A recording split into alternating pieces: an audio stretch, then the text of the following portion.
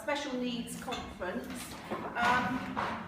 Today we hope that you'll find it will be informative and that you get lots of information, but we also hope that you're going to have an enjoyable day as well. It's going to be quite interactive.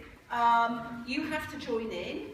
There are some games and there are some prizes, and all of the prizes are chocolate. Now, just so that everybody's aware, we are attempting to live stream today.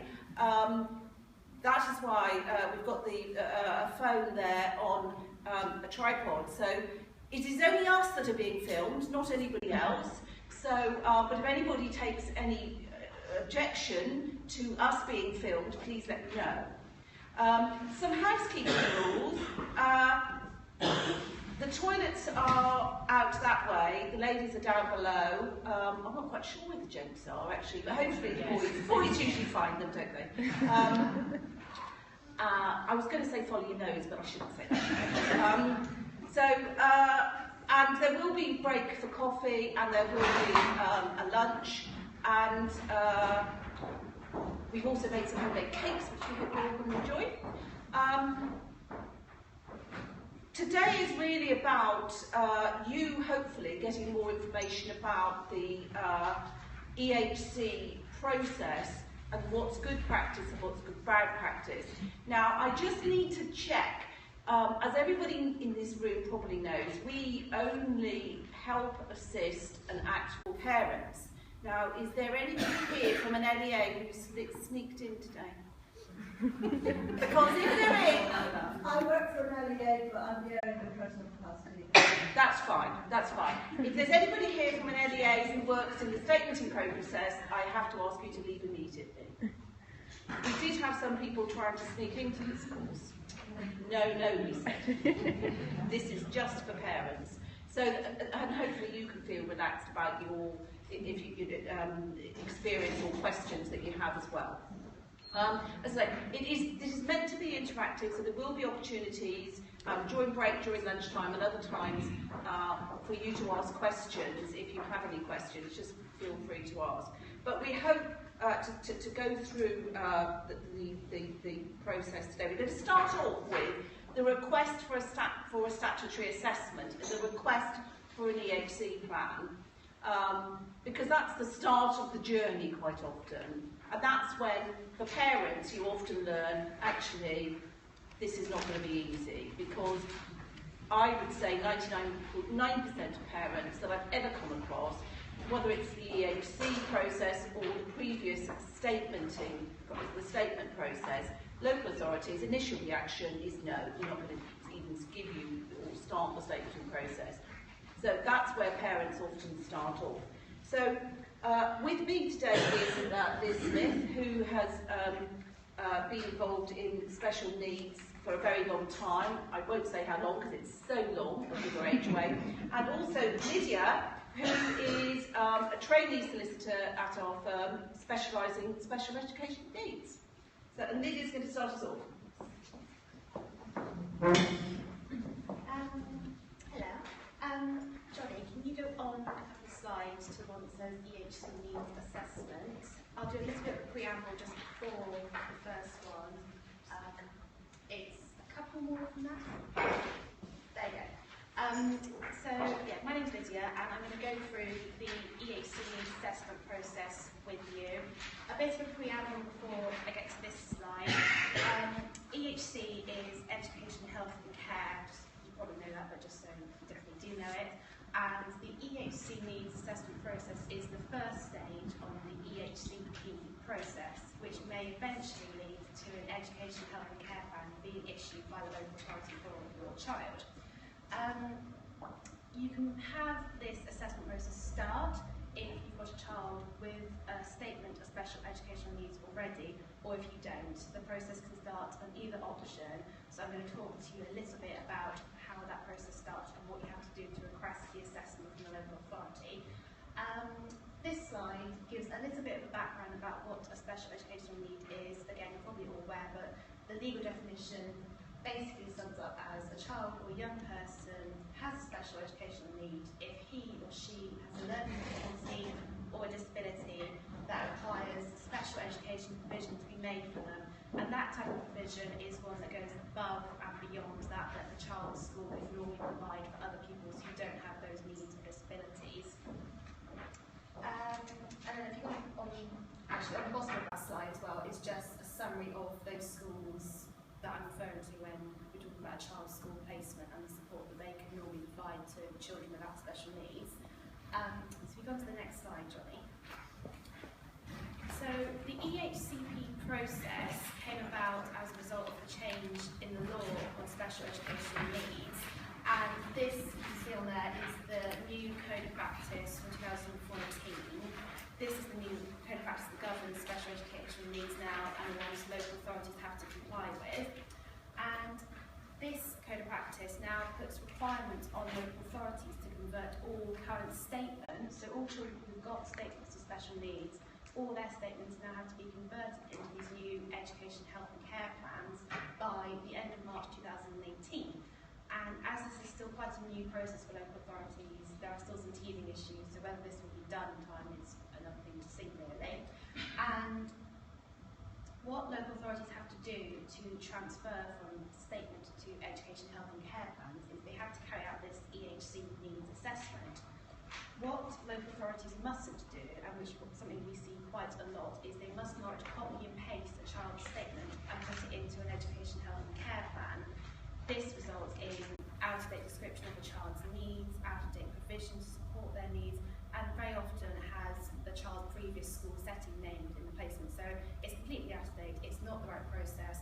What it must be made clear to local authorities is they must do this assessment process first before they can begin to prepare an EHC plan to parents. So it's up to date and it reflects the child's current needs.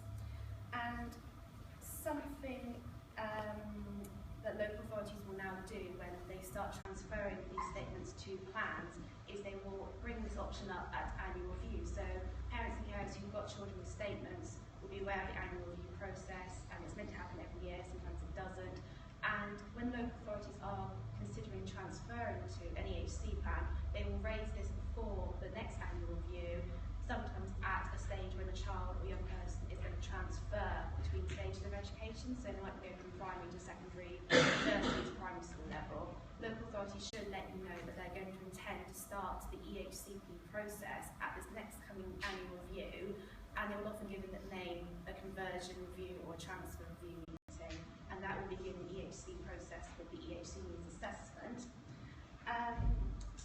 Something that it's worth all parents and carers to know if your child doesn't have a statement of special needs is to know that the definition of a special educational need is very broad. It's 4 broad areas now. So it's the cognition and learning of a child or young person, their communication and interaction skills, social, emotional and mental health, and their physical and sensory. So this new definition aims to encompass a range of child or young person's needs. It's not just if a child has learning difficulty or not. You could have a child with very severe social communication difficulties, but academically they may be progressing fine. They will still be seen to have special educational needs because their social difficulties still impact on their learning. And something that parents also need to be aware of, and this is the threshold that governs when an EHC needs assessment needs to be carried out, is on the slide there.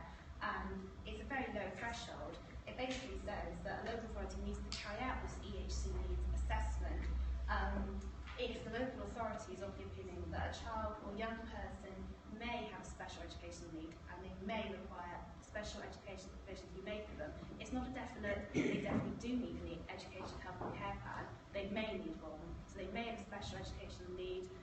That's fairly standard to put forward that a child does. You can cover the range of their needs under those 4 criteria.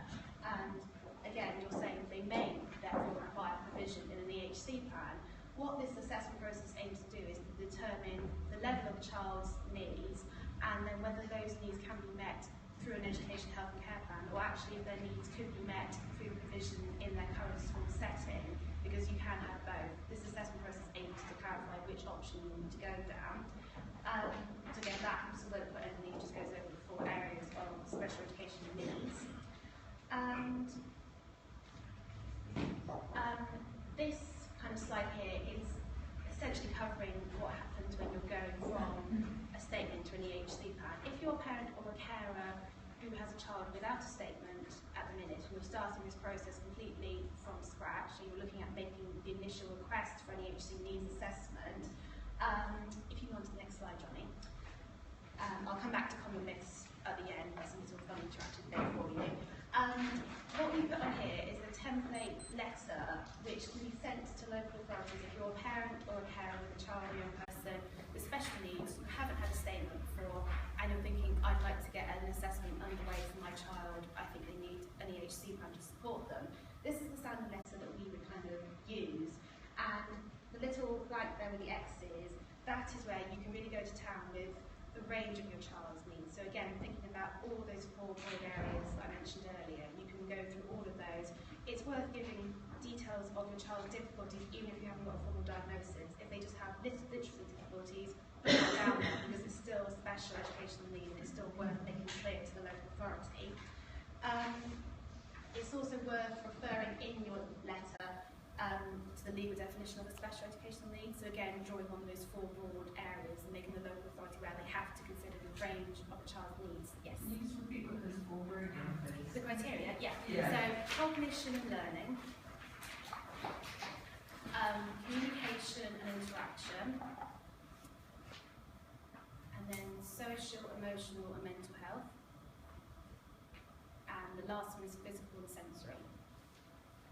So it's very, very broad. It's, you know, you look at the whole picture of the child's needs rather than just their academic ability, for example.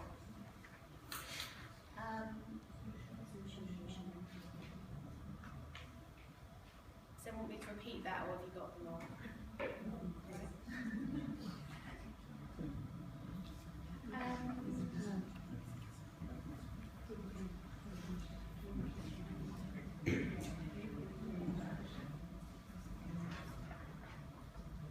You alright? Does anyone want me to go over those again? Are you happy?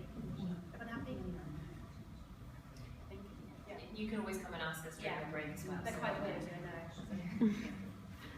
So, obviously, once you've gone through those 4 areas, so you've gone through all of your child's needs in those 4 areas, it's important to remember, and you can make this clear in a request to a local authority, that local authorities have a duty to ensure a level of support is provided to your child or young person to help them achieve the best possible educational and other outcomes. So again, you're not looking just at their progress in school, you want them to be socially happy and settled, and emotionally, physically, you want them to be settled as well. So it's worth mentioning that as well. A really key point to make clear into local authorities for a request is that your wishes and your child or young person's wishes must be taken into account. So if you really feel strongly that you want this assessment to happen, make that clear. Local authorities need to take that into account when they consider whether they'll do the assessment process or not. And it's also very important in such a request to put evidence of your child's academic attainment.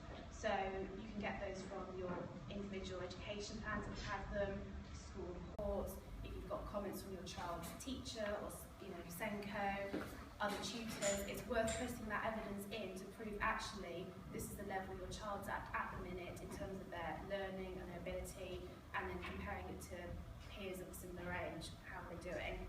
And something that's also very key for this request is to show that what support this child's school has put in place for them. If a school has been giving your child extra one-to-one help for maths or English, but they're still falling behind, it's worth noting that. It's worth noting actually your child isn't just sitting there in the class with no help. They are getting extra help, but it's still not quite enough. They may need that further support in an EHC plan, and so it's worth listing all the support they get, even if it's just one-to-one support once a week, put it in there. Or if you've got extra help from outside tutors or specialists such as dyslexia specialists, put that in there as well and show the full range of support your child's getting. And then following from that, you need to then show, just kind of already touched upon, what progress has your child made with that support. So they may have had this kind of support for a year, 6 months, longer, but are they still at the same level? Has their spelling got better? Are they falling behind their peers? It's worth noting that to show actually the school have provided support for them, which is great, you appreciate that, but it's still not quite enough. They're still slightly falling behind, and particularly if you're looking to go into secondary school level, that gap might get bigger, so it's worth noting that as well in your request.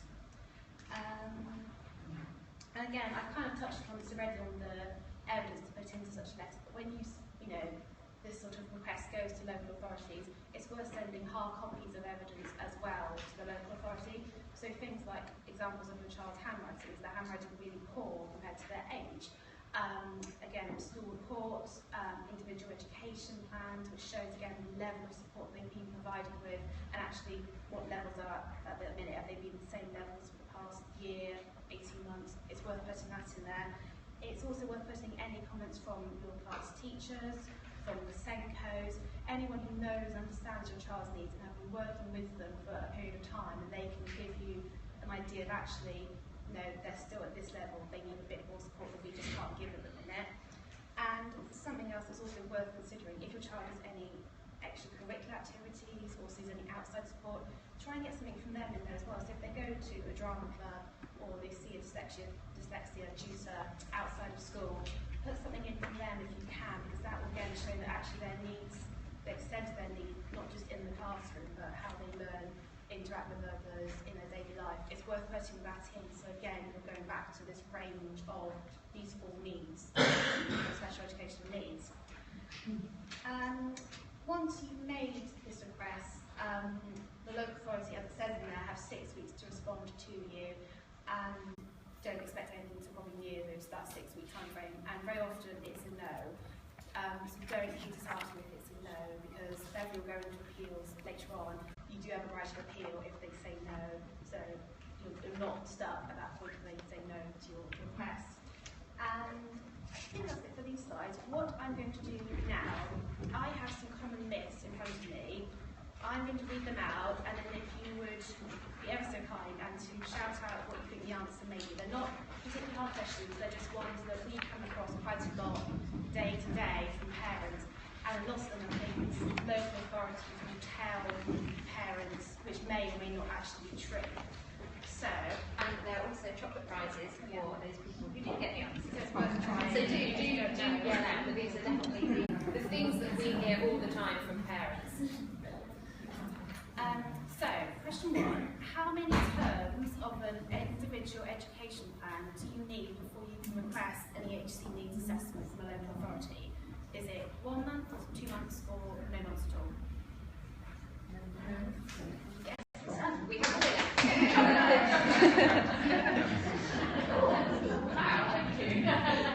Yeah, you don't need to have any... I had one once, but I didn't use it. How many terms of an individual education plan do you need to have had at school before you can make this request for an EHC needs assessment? And it's none. You don't have to have any at all. Local authorities will sometimes say, oh, you need to have 2 or 3 terms worth before we consider. It's not true. You don't have to have any terms before you can make this request.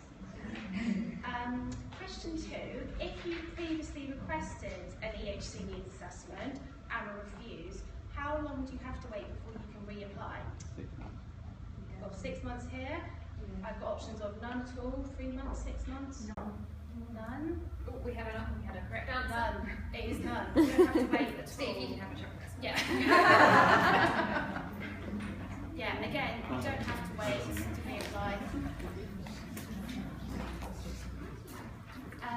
Again, that's something local authorities will probably tell parents to say you need to wait 6 months before you apply. It's not worth doing. If you've got good grounds to apply, you can appeal, apply again there and then. You need to have a learning difficulty in order for the local authority to start the EHC needs assessment. True or false? False. You're shaking your head. Yes, false. Which, yeah. Yeah. That lady there, yeah, I see you shaking your head. Yeah, you're right. Yeah, it's false. Again, it goes back to the 4 broad areas of special educational needs. The child could be doing pretty well academically, but actually their social, emotional, physical difficulties, that will be taken into account. So they don't have to have a learning difficulty. And again, local authorities may say the child needs one for us to start the assessment. It's not true. You don't have. You may have that. May have one, but it's not a given. You have to have it. This is an interesting one. Liz and I were working out the answer for this. What is the youngest age you can start an EHC needs assessment? Oh, you said 0. Well done, it's 0. It's a funny age, but it is 0, and that's what it says in the code of practice it covers 0 to 25, so you could technically be a couple of hours old and make a request.